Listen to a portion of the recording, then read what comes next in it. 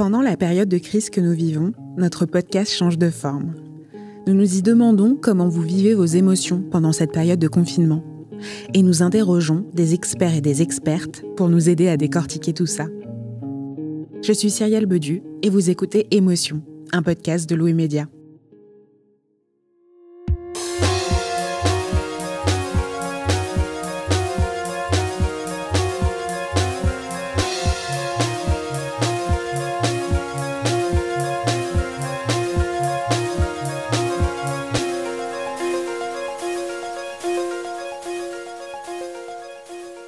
L'incertitude nous submerge toutes et tous en ce moment, alors que nous traversons ensemble cette période inédite de confinement.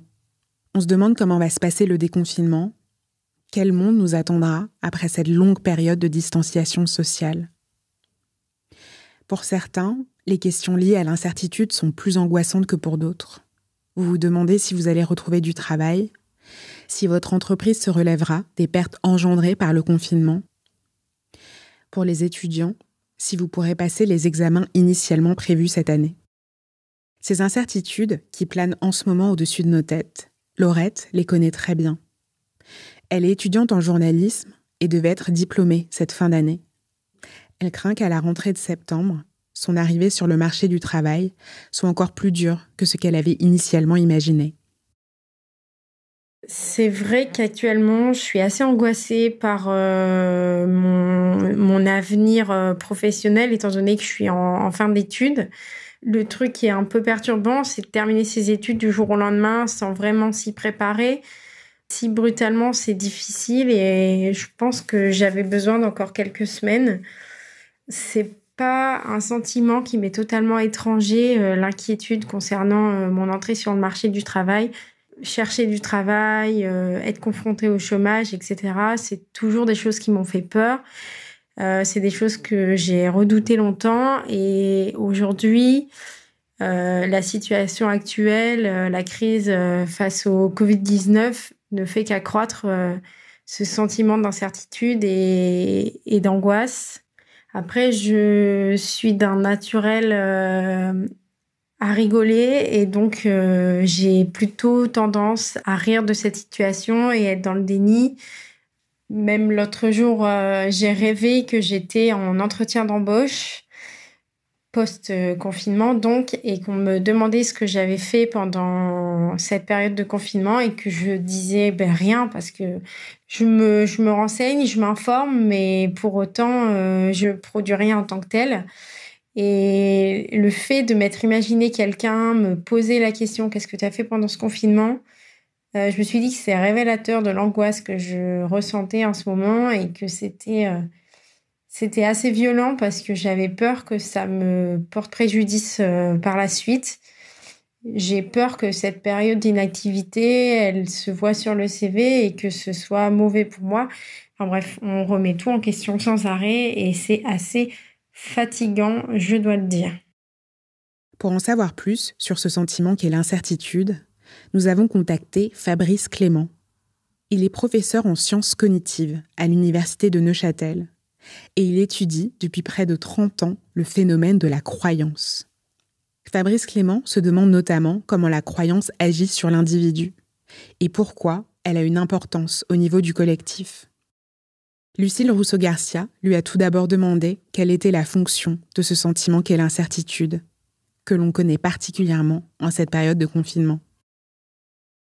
Ce sentiment, d'une certaine façon, nous donne une sorte d'alarme intérieure qui nous indique en gros qu'on n'est pas à même, on serait pas à même d'agir en fonction des informations qu'on a en notre possession. On devrait, autrement dit, attendre, avoir plus d'informations avant de prendre une décision.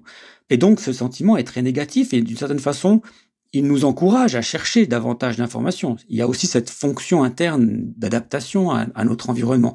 Donc, on est encouragé à chercher davantage d'informations. Par contre, lorsque ces informations sont pas claires, sont difficiles à trouver, etc., le sentiment va continuer à exister chez nous. Et encore une fois, il faut bien le dire, c'est un sentiment désagréable. Et c'est une des raisons pour lesquelles on aura tendance parfois à à prendre n'importe quelle information pour diminuer ce sentiment d'incertitude plutôt que de temporiser.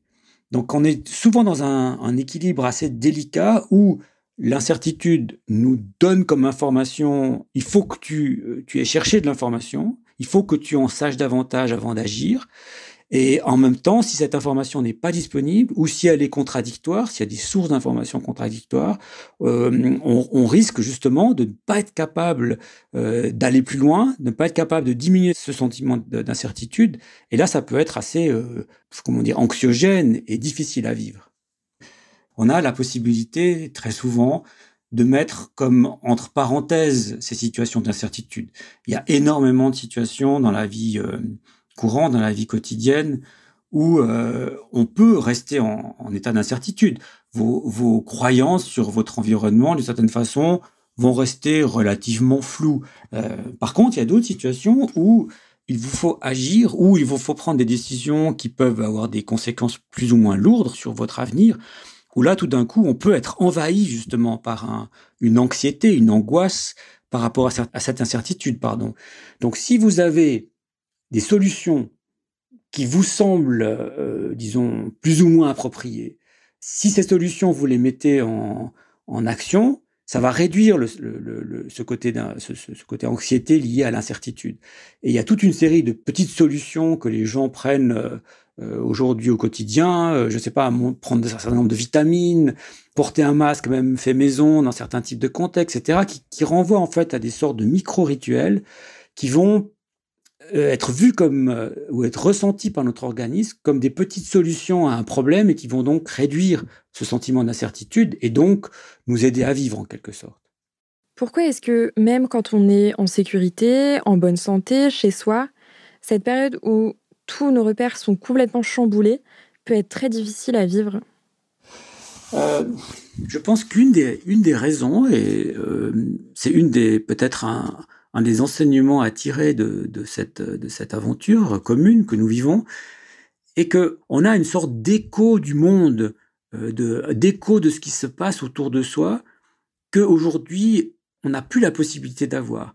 On en est réduit maintenant à, de la maison, consommer des médias plus ou moins officiels ou sur des réseaux sociaux, des choses plus ou moins étranges parfois, sans pouvoir vérifier que ce que l'on entend a un impact chez les autres. Et dans ces petites habitudes du quotidien, dans ces petites routines, eh bien, on a cette espèce de possibilité de se plonger dans un environnement social sans forcément être impliqué dans une interaction forte, mais où on a la possibilité de vérifier que ce qui se passe est important, pas si important, vital pour les uns, pas tellement pour les autres, et de certaine façon d'évaluer en quelque sorte le degré d'importance ou de gravité de ce qui se passe au quotidien. Donc, le fait d'être isolé, le fait de ne pas pouvoir bénéficier de cette espèce de feedback, de cette caisse de résonance sociale, va effectivement renforcer ce sentiment d'incertitude, va conduire parfois à rechercher des informations de façon frénétique sur Internet pour essayer de compenser un tout petit peu ça. Alors que justement, dans la vie quotidienne, entre guillemets, normale, lorsque l'on sort au quotidien, lorsque l'on est dans les transports publics, lorsqu'on est au café ou même lorsqu'on se balade dans la rue, on a, qu'on le veuille ou non, accès à des informations, accès à des conversations, accès à des opinions qui sortent justement de ces chambres d'écho, en quelque sorte, auxquelles le web nous condamne. Et alors, qu'est-ce que cette difficulté à vivre dans une période incertaine dit de notre société, de son fonctionnement et de notre rapport au futur ? Est-ce qu'on se projette trop dans le futur en général ? Et est-ce que c'est pour ça que quand il y a un imprévu ou de l'incertain, on se sent tout de suite très déstabilisé ? Notre cerveau, en fait, c'est une machine à prédire le futur. Si notre cerveau s'est autant développé au fil des centaines de milliers d'années qui nous ont précédés, c'est parce que justement, en prédisant le futur, on a en quelque sorte un coup d'avance. On joue un coup d'avance par rapport à des concurrents dans un certain espace vital. Donc l'importance d'anticiper le futur, elle est fondamentale. Par contre, il est vrai que elle va aussi avec une certaine forme d'anxiété, parce que si on se projette notre futur, eh bien, au bout d'une projection pas si lointaine que ça, on arrive forcément à notre fin, et donc à des questions existentielles fondamentales. C'est la fin de la vie, qu'est-ce que va-t-il passer ensuite, etc. Donc, du point de vue de l'évolution, notre capacité à prédire le futur, elle a été de pair, en fait, avec une augmentation de l'angoisse, une augmentation de l'anxiété qui est simplement liée à la possibilité de se représenter sa propre fin, sa propre mort, et donc aussi à toute une série de récits, de systèmes de croyances élaborés dans toutes les cultures du monde, je crois qu'on peut le dire, pour essayer de tempérer cette anxiété, et donc d'imaginer des grands récits qui nous permettent de diminuer en quelque sorte cette angoisse qui est liée à cette projection dans le futur. Donc là, il faut s'attendre, je pense, à un très très fort débat qui, d'une certaine façon, est aussi lié à l'incertitude sur la bonne manière de continuer à vivre ensemble. Et quand il y a incertitude, les idéologies reviennent très fort, des vieilles convictions vont revenir très fort, et le débat, à mon avis, va être très très dense dans les prochains mois. Aujourd'hui, il y a beaucoup de jeunes qui ont peur de l'avenir, qui ont peur pour leurs études, pour leur entrée sur le marché du travail. Il y a aussi beaucoup d'adultes qui ont peur pour leurs emplois. Comment faire, selon vous, pour ne pas se laisser submerger par l'incertitude en ce moment, alors qu'on est confiné chez nous ? Alors, il est vrai que pour les jeunes, pour les en cours de formation, qui approchent de la fin de la formation, pour les personnes qui craignent pour leur emploi, le degré d'incertitude est grand, et l'angoisse est souvent immense. Je ne sais pas s'il existe une solution miracle. À voir un tout petit peu autour de moi, à regarder un tout petit peu comment les gens opèrent. Ceux qui souvent semblent mieux s'en sortir, c'est ceux qui, même lorsque un certain objectif devient impossible, se constituent des nouveaux objectifs. Et ces petits objectifs permettent de recréer cette impression qu'on avance, qu'on va dans une certaine direction, qu'on a un certain nombre de récompenses quand les choses fonctionnent, etc. Je pense que si on n'a plus ce sentiment d'avancer, d'aller dans une certaine direction, qu'on a l'impression de rester sur place, de faire du surplace, là c'est extraordinairement anxiogène. Donc si une petite solution il y a, même si elle est pas forcément évidente quand il y a des gros niveaux d'incertitude, mais c'est de se refixer des petits buts, peut-être des choses qu'on avait, des objectifs qu'on avait un peu oubliés, de les remettre, de les réactiver, et de les réaliser un petit peu jour par jour d'une certaine façon. Merci à Laurette et à Fabrice Clément d'avoir participé à cet épisode. Lucille Rousseau-Garcia a fait les interviews. Jean-Baptiste Aubonnet a mixé cet épisode et Nicolas Degélis a composé la musique.